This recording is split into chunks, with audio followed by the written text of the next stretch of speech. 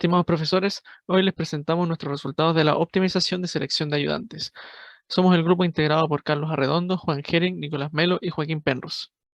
En esta presentación se aborda y resuelve el problema de asignación de estudiantes para ayudantías, el cual corresponde a un problema de optimización lineal sujeto a restricciones. El problema consiste en asignar m estudiantes para que realicen n ayudantías, donde cada estudiante tiene un nivel de preferencia entre 1 y 10 por cada ayudantía. De igual manera, pueden no elegirla. Con respecto a las n ayudantías, estas pueden requerir 7, 8 o 15 horas al mes, y a su vez, cada estudiante tiene un límite máximo de 15 horas mensuales destinadas a ayudantías. Entonces, este problema de optimización en estudio presenta dos parámetros que se definen de manera arbitraria, m y n, lo cual puede generar un problema muy extenso y engorroso si es que estos parámetros toman valores elevados. Para desarrollar el problema de manera general, se recurre a herramientas computacionales de cálculo, ya que éstas ofrecen la posibilidad de resolver el problema de optimización en todo el rango de parámetros m y n. El lenguaje de programación seleccionado para modelar y resolver el problema de optimización es Python, puesto que a través de sus funciones se puede programar el método de resolución heurístico Hill Climbing.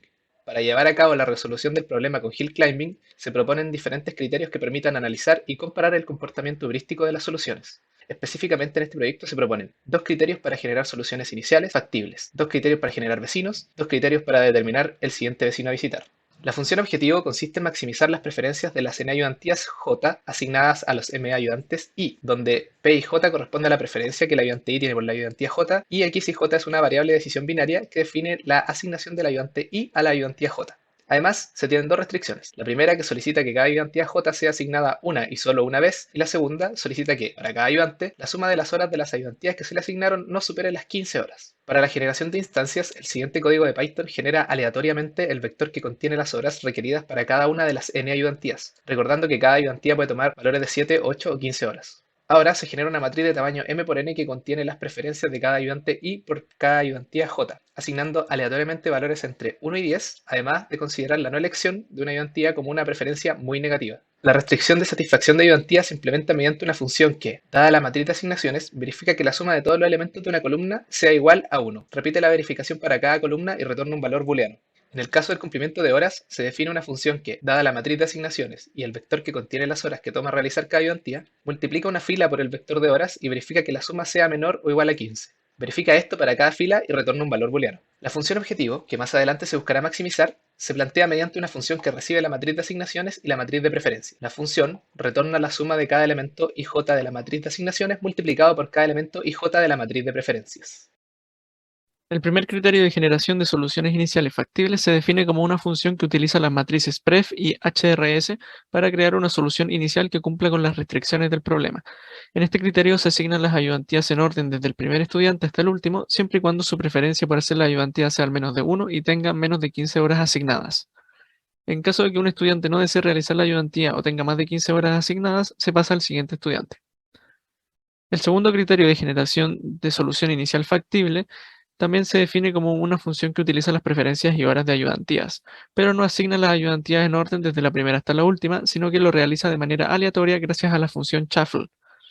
Al igual que en el primer criterio, se asignará una ayudantía siempre y cuando ésta no se haya asignado anteriormente, la preferencia del estudiante sea al menos de 1 y sus horas de ayudantía no sean mayores a 15. Por otra parte, el criterio de generación de vecinos se basa en la permutación de filas y columnas de la matriz de asignaciones. En el primer criterio, la lista de vecinos contiene todas las posibles combinaciones de filas sin repeticiones obtenidas a partir de la solución inicial factible. Es decir, se permuta la primera fila por la segunda, la primera por la tercera y la primera por la cuarta.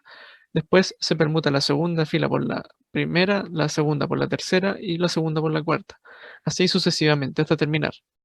Por otro lado, el segundo criterio de generación de vecinos, en vez de permutar las filas, permuta las columnas sin considerar repeticiones. Es decir, se permuta la primera columna por la segunda, luego la primera por la tercera, la primera por la cuarta, de manera similar al algoritmo del primer criterio. Para determinar el siguiente vecino a visitar se proponen dos criterios, el primer vecino que mejora y el vecino que más mejora. El algoritmo del primer criterio itera cada vecino de la lista y comprueba si satisface las restricciones. Si las cumple, entonces se compara el valor de su función objetivo con el valor inicial. Si este es mayor, entonces se asigna como siguiente solución y se termina el ciclo. Mientras que el algoritmo del segundo criterio visita todos los posibles vecinos, verifica su factibilidad y asigna como siguiente vecino a visitar aquel con mayor función objetivo. Para llevar a cabo una iteración completa del problema, se ejecuta el siguiente código, que toma como entrada la cantidad de ayudantes, de ayudantías, el criterio de generación de solución inicial y el criterio de generación de vecinos. Con M y N se generan aleatoriamente las horas de ayudantía y las preferencias de los estudiantes. Posteriormente comienzan a utilizar las funciones de generación en base a los parámetros ingresados al inicio. La solución, considerando al primer vecino que mejora, utiliza un ciclo while para iterar continuamente y se detiene en caso de que no haya una mejor solución. De manera similar lo hace el segundo criterio, pero utilizando una función que visita al vecino que más mejora. Los múltiples criterios de generación de soluciones iniciales, generación de vecino y selección de vecino generan 8 posibles combinaciones para maximizar la satisfacción en la asignación de ayudantes, las cuales se estudiarán y analizarán en las siguientes secciones de la presentación. La sección de resultados tiene principalmente dos enfoques. El primero busca presentar los resultados del proceso de optimización, mientras que el segundo se centra en parámetros relacionados a las funciones utilizadas y al tamaño del problema. En primer lugar, la solución al problema con parámetros M y N lo suficientemente acotados para presentar la asignación de horas de ayudantías a través de tablas. En este caso se consideran 5 ayudantes y 4 ayudantías. Y luego se escoge el primer método de selección de vecinos y de generación de vecinos. Por otro lado, la solución al problema de asignación con parámetros M y N no acotados. El principal objetivo de este caso consiste en medir el tiempo necesario para optimizar la asignación de ayudantes, considerando distintos tamaños de estudiantes y ayudantías, donde se realizan todas las combinaciones del código para así mostrar su rendimiento. A continuación se muestran los resultados de las consideraciones previamente mencionadas para el caso acotado. En la primera tabla se muestra cuántas horas serán requeridas por cada ayudante en la solución óptima encontrada. Luego, en la siguiente se muestra una matriz con las preferencias generadas para cada uno de los ayudantes con el generador de distancias. Para el algoritmo de primera mejora, se obtiene que el valor de la función objetivo es de 26, y las asignaciones de ayudantes se muestran en la tabla. Por otro lado, utilizando el algoritmo de mejor mejora, el valor de la función objetivo es 31, y las asignaciones son las mostradas en esta tabla. Se realizan entonces las pruebas del código ya mostrado en secciones anteriores de la presentación. Se realizan todas las combinaciones del problema. Es por esto que para cada conjunto de restricciones hay un único secretario aleatorio, con el fin de hacerlos comparables tanto en velocidad y rendimiento. Además, tenemos un solver guía que es el ORTools, para ver qué tan lejos estamos del valor máximo de la función objetivo. La notación, además, de las combinaciones son del tipo XY, donde X va a ser la generación de solución y la generación de vecino, y después hay dos finales que es la solución de mejor vecino y primer vecino, donde por ejemplo el 1, ¿verdad? Del 1, 2 sería la generación de solución inicial, 2, la generación de vecinos, y luego vamos a la base, ¿cierto? Que es el mejor vecino o primer vecino, donde aquí tenemos una estructura de solución que resume todo esto, es decir, 1, 1, y después hacemos el vecino, ya que el análisis se va a agrupar en 4, donde primero se agrupan las combinaciones de los dos niveles superiores, es decir, la generación de solución y la generación de vecinos, y para cada uno se grafican los tiempos de los criterios de los siguientes vecinos, comparados también con el solver guía que es el ORTools. Entonces acá tenemos el caso 1.1, es decir, tenemos este criterio azul y estos dos graficados, ¿verdad? Con ORTools.